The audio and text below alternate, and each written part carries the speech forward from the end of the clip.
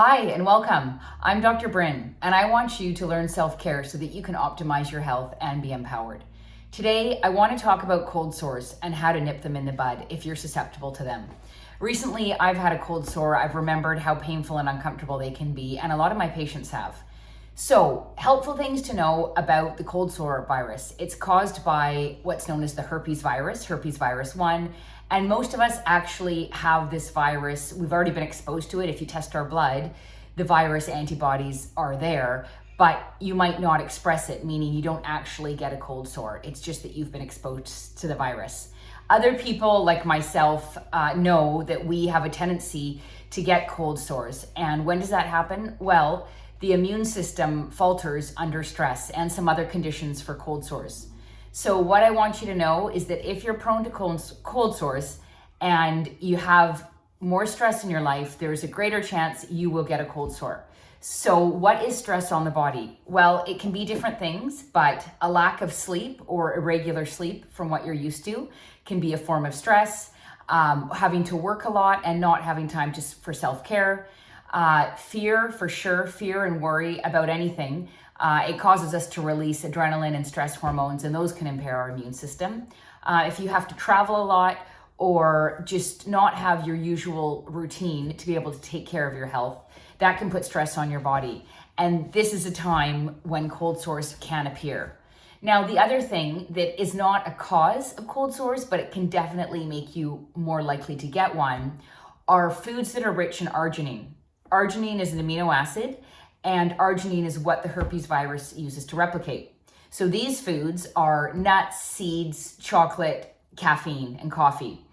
It's a bit different for each person if they might be sensitive. For me, I know walnuts and almonds and coffee and chocolate are real triggers for me, especially if I'm feeling like I might get a cold sore.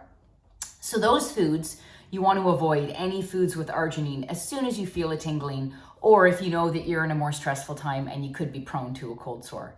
Now, on the flip side, foods with lysine can inhibit the replication of the virus. Lysine, again, is an amino acid, and it's found in a lot of animal products, dairy, meat, poultry, eggs, but also it's sold in supplement form. And I know a lot of people, including myself, will use lysine as soon as we feel a cold sore coming on, and that can prevent needing the prescription medication, which is called valacyclovir.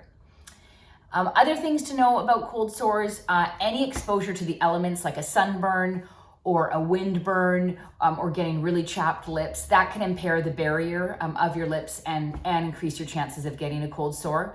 So definitely if you're hiking in the summer, if you're skiing in the winter, if you're sailing or on the water, just on water activities, we burn a lot more readily in those environments, and that makes our lips more vulnerable to cold sores.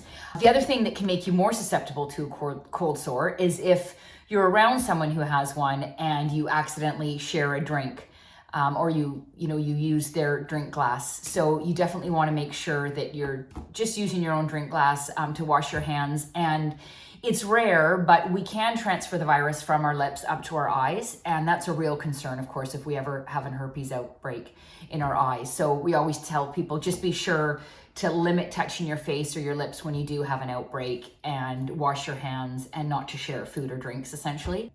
Often with cold sores, when a person has a first outbreak, it is usually in childhood, and that first outbreak of getting a cold sore usually is more severe and it presents with more symptoms. So for example, a child or a young adult might present with typical viral symptoms. So a high fever, not feeling well, maybe a bit of a headache, maybe red eyes, maybe a bit of nausea and fatigue and feeling run down. And often that first cold sore will be more large and pronounced than other smaller ones. And of course, we do see that in kids in childhood. So just to recap on cold sores, if you're prone to them, there are things you can do to minimize getting a cold sore, but also to decrease the duration of your cold sore and even the intensity so that it can heal sooner and you don't have to feel like you've got redness on your lips or around your lips for a long time. So just be aware of what's going on for you. If you're in more stressful conditions, if you have more demands on you, your work's busier, you're traveling more, you're getting less sleep, or something's really fearful or worrying, these things can make you more prone to getting a cold sore. and adjust your routines as you can. But also foods that are rich in arginine can help trigger an outbreak. So these would be foods like caffeine and cocoa, coffee, chocolate, nuts and seeds. And looking at foods that are higher in lysine, such as all animal foods. Some people take lysine supplements, and also your immune boosting supplements. This is different for everyone. I know some of my patients have their favorite immune boosting herbs and vitamin A, D, and C that they take, and maybe zinc. Get to know what immune supplements are really supportive for you, and that can help lessen a cold sore outbreak and also help with colds and flus, of course.